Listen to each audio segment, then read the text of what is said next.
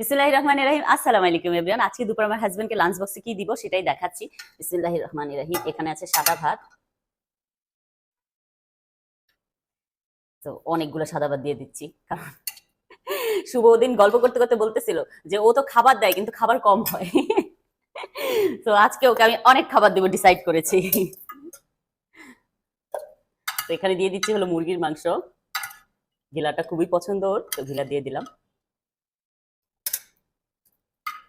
আর দিয়ে দিলাম ঝোল। মুরগির মাংসের এই ঝোলটা না অনেক মজা লাগে, বেসিক্যালি আমার অনেক মজা লাগে পার্সোনালি।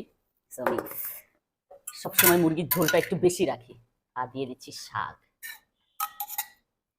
মাছের মাথা দিয়ে শাক করেছি, তো এটা দিয়ে দিচ্ছি।